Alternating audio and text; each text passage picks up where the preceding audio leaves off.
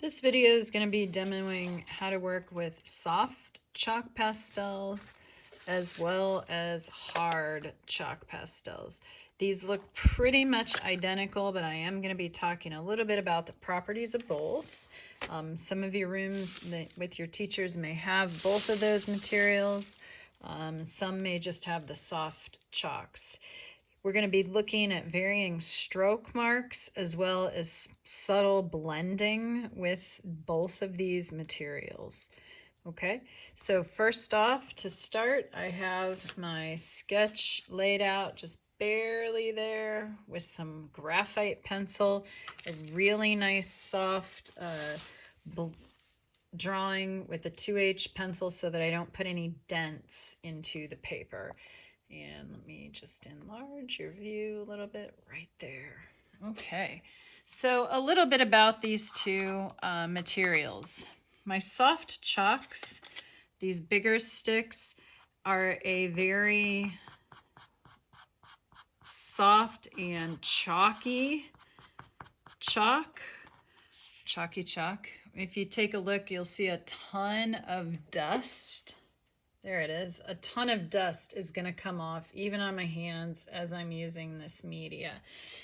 These soft pastels do a great job blending and smearing. I've got some dirty marks on my fingers. I may end up with some dark spots here. But I can really subtly pull, there's that dark, pull the material, blend it with my fingers. This media, I do like using my hands to work it because I do like the soft subtleness that I can get, that really nice subtle blending. Let me bring some greens in here just to give you some idea of what I can do. I can put some strokes down with this. And then you'll see where I'm going to blend this in with the yellow. I'm going to find a clean finger. This one's got a bunch of some dark green that was on the edge of the stick. Okay. So as I go to blend that in or smear that in, I'm going to pretty much eliminate almost the whole stroke mark as I go. A rounded form that's larger. My fingers fit pretty well in there. As I go to add some more, I may layer up some of that yellow. Pretty much like I did with the oil pastels, kind of that same concept. Only this time I gotta think a little bit as to how I am blending these together. Notice I'm picking up a lot of dust at the edge of the form. See all my dust? I don't want to wipe that. I also don't want to blow that because if I do, I'm going to probably end up with that either all over me, all over the person across from me, or in their face.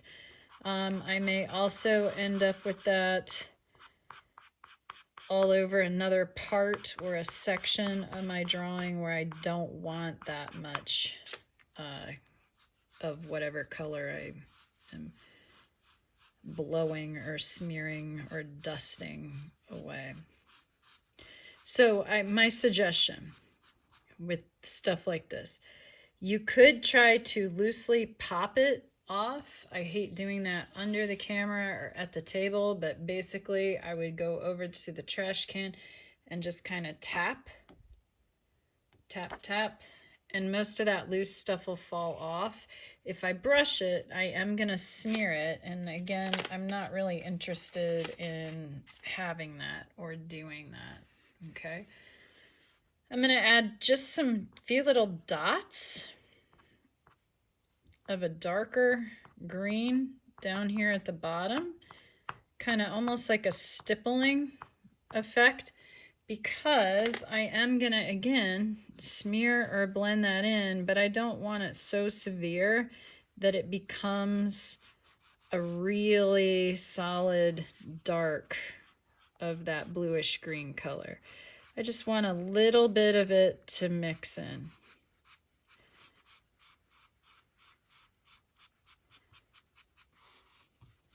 Okay. If my dots are too severe, like down here, I'm still picking up too many dots. Oh, I hate, there we go. Oof. Dusting it off.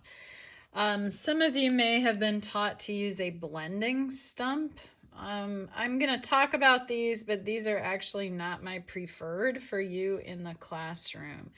The blending stumps, you've got a nice fine point on the stump.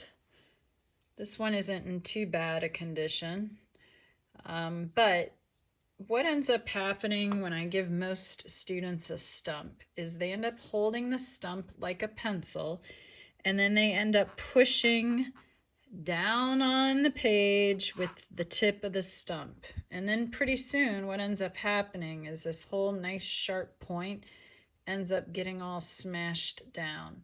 So if your teacher is going to have you use stumps, please get in the habit of holding it flat to the surface of the paper that you're working on. So again, see how I'm going to hold that flat edge. And as you're using it, rotate the tip so that you don't flatten one side of it. So what I'm going to do is I'm going to roll as I blend with the blending stump. Okay. A better tool that I like, and it's even easier for cleanup, and I don't have to look at what colors people have used before to make sure I'm going to get a decent tool. Another thing that I like to use is a paper towel from the paper towel dispenser in your classroom. I see that little edge. I just wanted to grab a little more yellow for that. So a tool that I like for a lot of this kind of little soft stuff is that paper towel. So what I'm going to do is rip a chunk of it off. I don't need a ton. And I'm going to fold it like a paper airplane. So I'm going to fold it in half. You might want some clean fingers. Fold it in half again, so I have like a quarter, like 4 thicknesses of paper towel. And then I'm going to take that folded point, fold in half, and into the center for that half, to my point. If I want an even sharper point, I can pull it in even farther. Just so basically, I'm kind of building my own stump. The beauty of this is when I'm done at the end of the day, I can just throw this out. This is cheap. And now I've got a nice point. This, if you smash it up, isn't going to bother me one bit because it's going to go in the trash can anyway.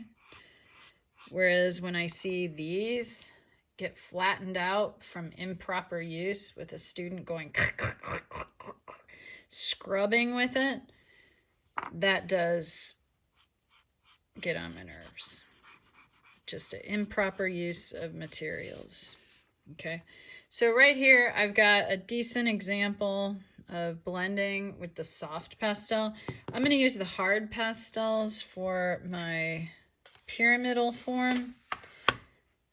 Different colorway. I should stop and, well, you know what? I think I'm just going to do some orangey yellows. I just want to get this video shot in one go around. So I'm going to sort of stick with the yellowy golds. With my harder pastels, I'm going to start to find I leave a little bit more of a stroke mark behind. If you take a look at works by like Mary Cassatt, you'll see there's a lot of stroke markation in the work, and it's more about where colors are being placed than it is about smoothing something as smooth and as blended as this form at the bottom. Okay.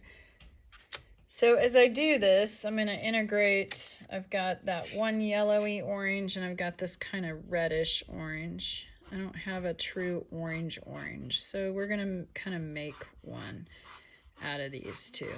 So I'm gonna use these stroke marks, kind of start to fill my form.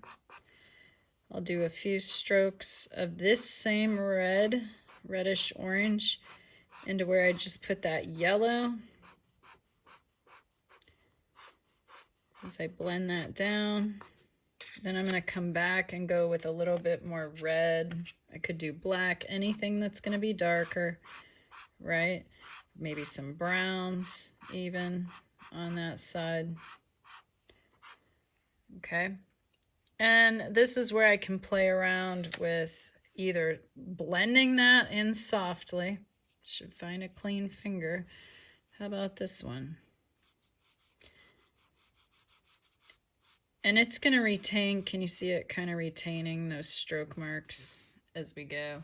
So even though it's getting softer, it's still holding on to everywhere where the stick media was placed. So each stroke line is still coming into play. Now again, I love to use my fingers to kind of soften some of this stuff, but my finger's round and sometimes I can't get into those spots very well, like up here at the top where I've got this nice point. So I could use a blending stump for that, but again, I do want it to be used properly. So I'm going to hold that more flat to the surface of the paper, and I'm going to roll it just a little bit every time I drag or a stroke mark is made with the blending stump. I'm going to pull. Note that that pulls off some of the material, puts the media on my stump. So I'm going to have some of these kind of lightish pasty areas too, kind of like what I have down here at the bottom where my fingers couldn't quite get into the form. So if you take a listen right now, hopefully you'll hear this like shh, shh, shh sound. If I'm hearing that sound, it means I don't have enough media down on the page for it to really do much of anything. So if I am going to use that stump, I do want to make sure that I've got enough chalk pastel on the paper to actually fill in the tooth of my white paper to give me a solid form. Remember this guy? If I changed colors, I could always unfold him, fold him backwards, and then refold him. And I'll have a clean side. And then I don't have to get up out of my chair, go get any more paper towel. So I could take this, kind of fold that over. Same thing here. And then together, kind of compress it. This is my favorite blending tool. And I'm just going to use it to kind of fill in those spots. It doesn't seem to press as hard. It's not pulling as much material off the paper. It's letting it go into those crevices. Okay. So even with the orange, the orangey red or reddish orange and the red on top of here, you can still see a lot of stroke marks that I'm not picking up with the soft pastels. So even if I put some more of my hard pastel down, I can't get it out of the box. There we go. Even if as I put more of that hard pastel down, I'm still gonna kind of see those stroke edges to it. I'm gonna bring it around that. So even though I'm separated here, if I use the stump, it's gonna pull more material off than it's gonna leave down on the page. If I use the paper towel, I'm going to get a little bit more media left behind where I want the media to stay. I can be a little bit more gentle with the paper towel than I can with the blending stump as I make contact with the paper. Okay, so see how I've still got a lot of stroke to the yellow, even though I'm blending this in, and now I'm blending it a lot, and I've still got those stroke marks. I don't mind that. It's a nice texture. Looks kind of interesting, breaks up the softness of this, but it just depends. If you want a really soft blended look, then you may want to try to use more of these bigger sticks. That's the soft pastels. If you want a little bit more texture, let's say maybe you're drawing an animal or something that has fur, you may want to utilize some of these in order to create some places. You could even put this on top of the soft, and then that would give you some more textural elements to the work. So let's get that corner. There it is. So as I go to even put that yellowy gold color down on top, even if I blend it side to side, it still is going to leave that vertical stroke. Can you see that I did that? Okay, so even with the side blending, I would still get that vertical stroke quality in that zone or that area. So this too, we should do a negative space on. I've got a lot of dust accumulating right here, so I'm just gonna tap. And I've got so much that it kind of pooled and popped at the bottom. That's okay, because I'm gonna finish this up pretty quickly. I think with some browns, maybe? How about some browns? We haven't done much with browns yet, have we?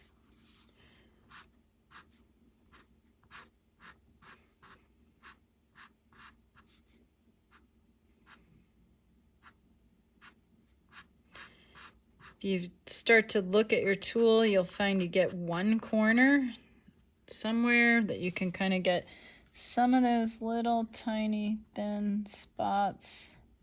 There I go. And kind of get that ready to fill. I'm gonna need to find that guy right here too. There it is. As I come around the edge of that into that corner too.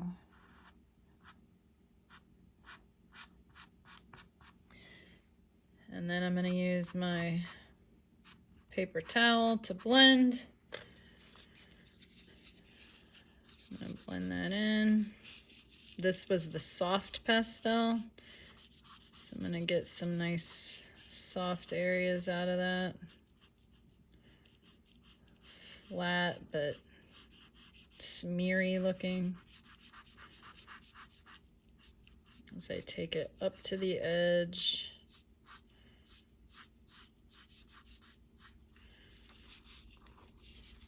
Come in here.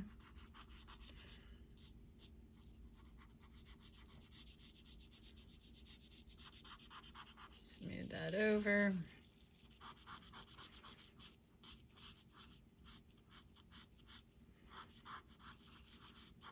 I got all that dust. So I'm just gonna tap, tap, tap, tap. Kind of get a sense of what I'm doing. Smooth this out here. Again, I could go in with this guy. But remember, I want to kind of keep it rolling as I use it to keep that tip sharp. My students, if I see an improper use of this tool, I put them away for everybody. So nobody will be using a blending stump. You'll all be on paper towels as we go.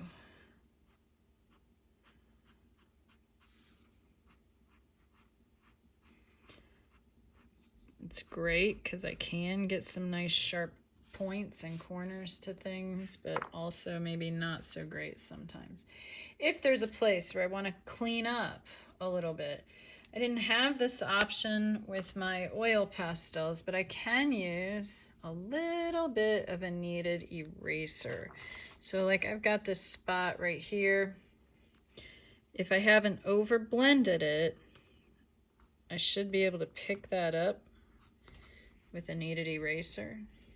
I've got a spot up here too, so I'm going to kind of clean it up.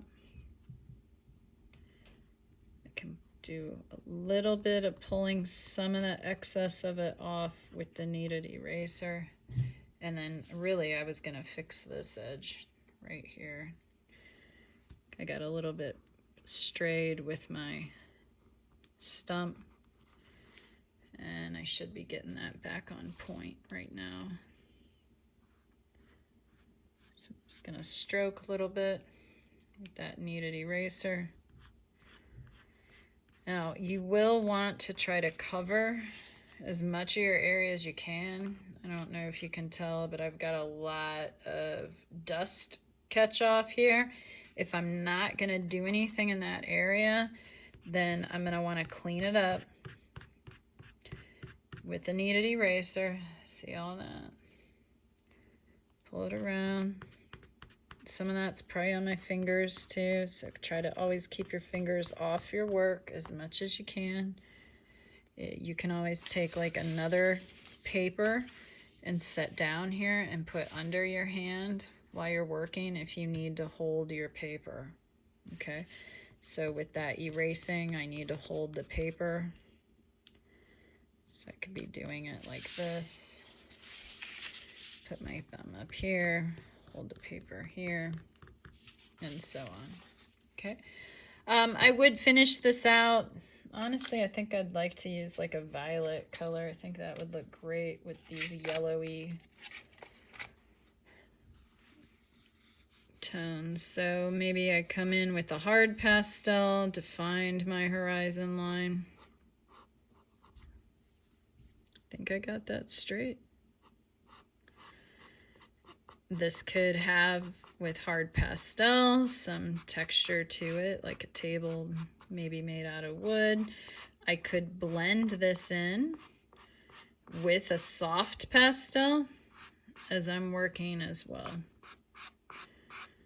And I think by now you kind of get the drill on the negative space and how to blend colors back in there if you've been able to do your objects. This open zone shouldn't be a really complex thing. Just remember, you can crisscross, you can layer, you can build colors. So that's pretty much the same violet, but just a soft one instead of a hard. So maybe I brighten it up a little bit with another violet in here. And I'm just going to slowly layer some material.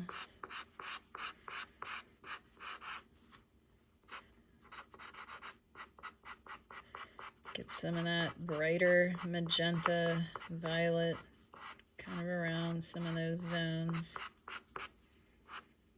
without over haloing.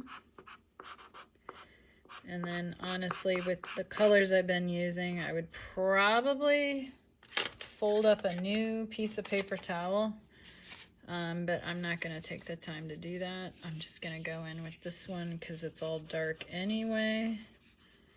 It shouldn't be a huge deal. Like it's not going to show up a whole lot if I use that piece of paper towel that I've been using already today.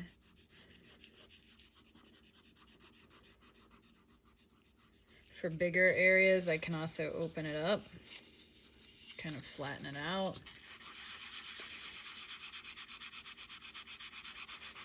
Which is really nice, because I can get done a little faster. But I do want to do all my little tight small spots before I do something like that. Okay, and I should probably get a little bit closer on that form shadow, or that cast shadow right there. So I need to build this up just a smidge more.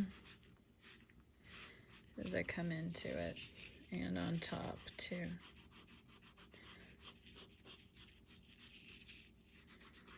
All right. So that, my friends, is your chalk pastels. Again, just be careful with the stumps. If you have them to use them, they're great, but when you ruin them, it means nobody else gets to have them, because once that tip is gone, they're not really going to help anybody do much of anything anymore. So these stumps are not for blending this big giant spot here. These stumps are for coming in and getting these little fine points and trying to blend some of that stuff out. Okay, they're not made to scrub in that whole zone. They're made to use flat to get into tight spaces where your fingers or your paper towel can't go. Okay? All right. There's our sphere and pyramid again.